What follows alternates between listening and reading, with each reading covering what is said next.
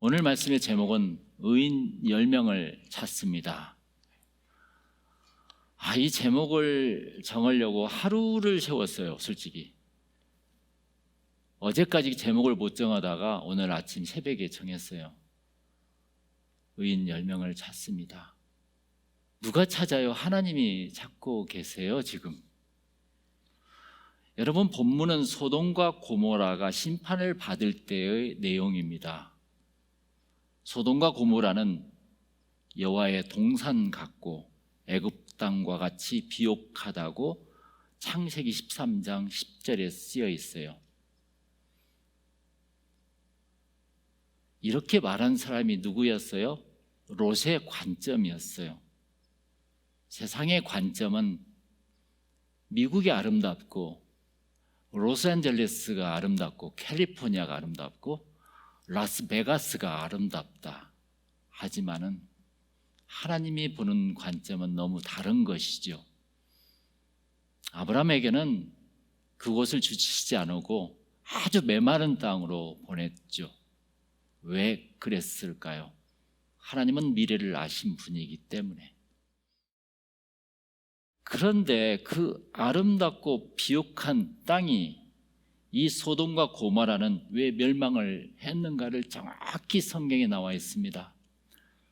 많은 세상적인 사람들은 도덕적으로 타락해서 멸망했다라고 소돔과 고모라 영화를 보여주면서 이렇게 이야기합니다. 그러나 성경은 그것이 아니었어요. 그러니까 창세기 18장 23절에 보니까 아브라함이 여호와를 탁 가로막으면서 했던 말이 있어요. 그게 뭐예요? 주께서 의인을 악인과 함께 멸하려 하시나이까 그랬어요. 거기에 자기 조카 롯이 있거든요. 소돔과 고모라 성을 완전히 멸하기 위해서 가는 사자들 앞에서 아브라함이 탁 이렇게 손으로 가로막으면서 안 됩니다. 절대 안 됩니다. 거기는. 저도 사실 만약 그런 입장이라면은 여러분 한 가정 한 가정을 위해서 가로막을 거예요. 하나님 앞에. 그게 제 마음입니다. 솔직히 안 됩니다. 절대. 거기에 우리 목사님 가정이 있잖아요. 거기 우리 집사님이 가정이 있잖아요. 결론적으로 여호와께서는 창세기 18장 32절처럼 내가 의인 10명으로 말미암아 멸하지 않으리라 그랬어요. 10명까지 내려왔었어요. 커트라인이에요. 소돔과 고모라 성은 의인이 없어서 멸망했다는 것입니다. 할렐루야. 관점이 달라요. 그러면 의인은 어떤 사람이냐? 사도 바울은 정확히 하박국 선지자의 말씀을 인용해서 로마서 1장 17절에 말합니다. 오직 의인은 믿음으로 말미암아 살리라. 우리 다 같이 따라서 해볼까요? 오직 의인은 믿음으로 말미암아 살리라. 그게 의인이에요. 내 생각이 아니라, 내 관점이 아니라, 나의 이성의 판단이 아니라 오직 믿음으로. 이 시대 우리들도 의인이 없으면 멸망해요. 자신의 이성적인 판단보다도 믿음이 우선적이에요. 그게 의인이라고 사도 바울은 이야기합니다. 이 아름다운 교회도 의인 10명이 없다면 멸망받습니다. 오늘 본문은 소돔과 고모라의 멸망 이야기가 아니에요. 그래서요. 의인 롯에 대한 이야기예요. 소돔과 고모라 성은 단지 배경묘사에 불과한 것입니다. 롯은 많은 재산을 가지고 소돔과 고모라 땅에 갔지요. 모든 것을 다 잃고 도망쳐 나와야만 했었어요. 그래서 롯은 자신의 축복이 아브라함을 따라옴으로써 받은 축복이구나, 그때서야 깨우친 거예요. 소돔성을 빠져나오면서 내가 잘나서 준 것이 아니란 것을 그때 아는 거예요. 사람들은 꼭 망해야 깨닫고 지옥불에 들어가서야 천국을 그리워합니다. 축복받은 자가 멸망의 길에 선 것은 그 축복을 소홀히 여기거나 업신여겨서입니다. 오늘 본문을 보면 하나님의 천사들이 롯에게 소돔과 고모라 성의 멸망을 미리 알려주어요. 그게 12절이에요. 우리 다 같이 한번 읽어볼까요? 그 사람들이 롯에게 이르되 이 외에 내게 속한 자가 또 있느냐? 내 사위나 자녀나 성 중에 내게 속한 자들을 다 성 밖으로 이끌어내라 그럽니다. 성 밖으로 이끌어내라. 여호와께서 이곳을 멸하시려고 우리를 보내셨으니 우리가 이곳을 멸할 것이다. 이끌어내라. 롯이 마음이 참 다급해졌어요. 롯은 허둥지둥 누구에게 갑니까? 누구에게 가요? 가장 사랑하는 딸들과 곧 결혼할 사위들에게 갑니다. 그래서 14절에 보면은 롯이 나가서 그 딸들과 결혼할 사위들에게 말하여 이르기를 여호와께서 이 성을 멸하시려 하오니 너희는 일어나 이곳에서 떠나라 하되 그 뒤에 우리 같이 한번 읽어볼까요? 그의 사위들은 농담으로 여겼더라 그랬어요. 여러분, 이 교회에 와서 하나님 주신 말씀 잊어서는 안 돼요. 그래서 아까 제가 네 편을 쭉 수록했던 거예요. 꼭 잊어서는 안 됩니다. 그게 설교가 아니라 하나님이 우리에게 주신 말씀이에요. 지금 그의 사위들은 농담으로 여겼더라 그랬어요. 의인은 절대로 하나님의 말씀을 우습게 여기지 않습니다. 그게 의인이에요. 우리들은 어떻습니까? 드디어 동이 트기 시작했어요. 15절에 멸망이 곧 시작돼요. 천사들이 롯을 재촉합니다. 여러분 16절 한번 볼까요? 우리 다 같이 한번 읽어보겠습니다. 그러나 롯이 지체하며 거기까지. 거기 보면 he hesitated라고 나와요. 롯이 지체를, 왜 롯이 여러분 지체했을까요? 생각해 보세요. 누가? 롯도 믿음이 없었어요. 정말 그런가? 사위들 말 들어보니까 무슨 뚱딴지 같은 말이냐고 하니까 자기도 동화되고 있어요. 정말 그런가? 저 그런 일이 있을 수가 없지? 라고 또 이렇게 돼요. 천사한테 갔더니 천사가 어쩔 수 없이 그 손을 붙들고 가는 거 아니겠어요? 그러니까 의인이 아닌 사람들은 하나님의 말씀을 강하게 받아들이지 않아요.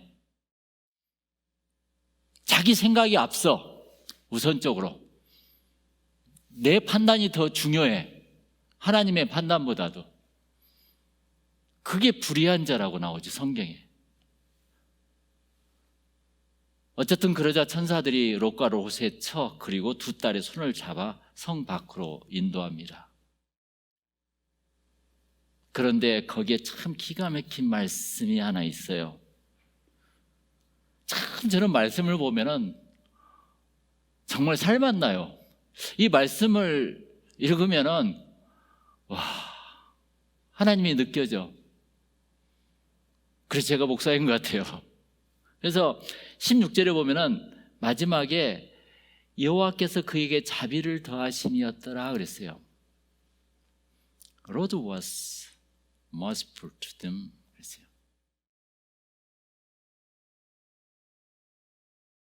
여러분, 그러면 우리는 묻는 거예요. 왜 자비를 베푸셨을까? 하나님께서 왜 우리를 빼려고 그렇게 노력했을까? 우리가 이뻐서요? 우리가 귀여워서요? 우리가 하나님을 잘 믿으니까요? 왜 그랬을까요? 한번 생각해 보세요.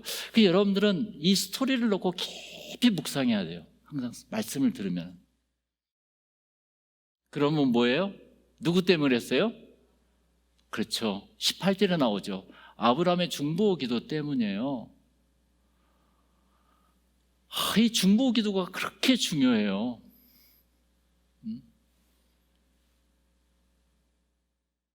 그러니까 아브라함이 마지막 기도는 그거예요. 하나님께 대화한 내용은 주께서 의인을 악인과 함께 멸하려 하시나이까? 다시 한번 여쭤볼게요. 주께서 의인을 악인과 함께 멸하려 하시나이까?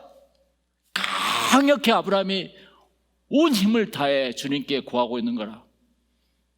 주님, 롯을 멸하게 할 것입니까? 눈물로 호소하는 거예요. 이렇게 참 인터세서리 프레이어는 너무 중요한 거예요. 여러분 생각해 보세요. 여러분 몰래 당신을 위해 기도하는 사람이 있습니까? 나를 위해 누가 기도를 해주나 생각해 보세요.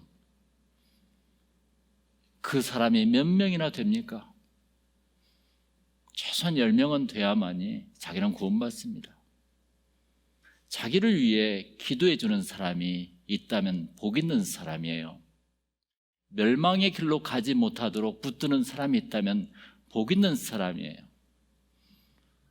오늘 핵심 구절은 14절이에요. 그의 사위들은 농담으로 여겼더라 그랬어요. He was joking.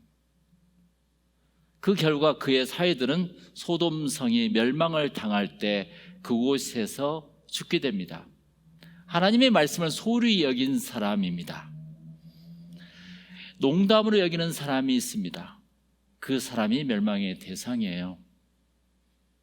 시편 1편 2절에 이런 말씀이 있어요. 복 있는 사람은 오직 여호와의 율법을 즐거워하여 그의 율법을 주야로 묵상하는도다 그랬어요. 여러분, 오늘 말씀의 포커스는 누구예요?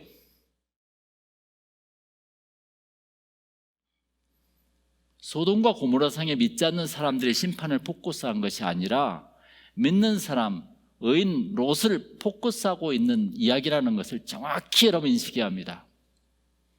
이 이야기는 소돔과 고모라 성의 세상 사람들의 멸망 이야기가 절대 아니에요. 구사일생으로 살아난 롯의 구원 이야기예요. 지금 어떻게 구원을 받았는가.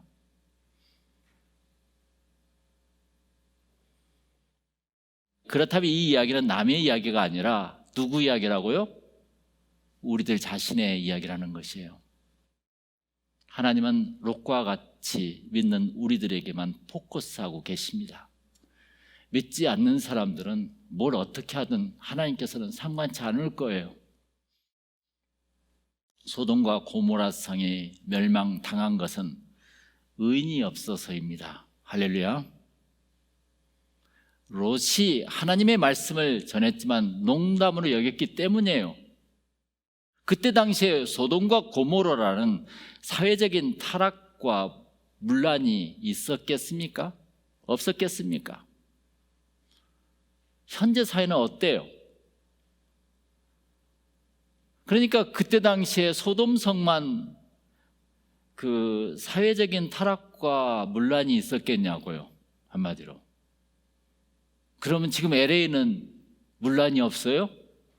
더했으면 더했지 덜하지 않을 거라고 저는 생각해요. 그러면 라스베가스나 캘리포니아 땅은 아주 도덕적으로 깨끗한 사람만 모여 살고 있습니까? 그런데 왜 멸망하지 않아요, 지금? 단 한 가지예요. 롯이 그 성에 갔기 때문에 그 성이 하나님의 관심의 대상이 된 것입니다. 할렐루야. 당신이 하나님을 믿으면 당신의 가정과 이웃 그리고 직장은 하나님의 관심의 대상이 된다는 거 여러분 꼭 주셔야 합니다.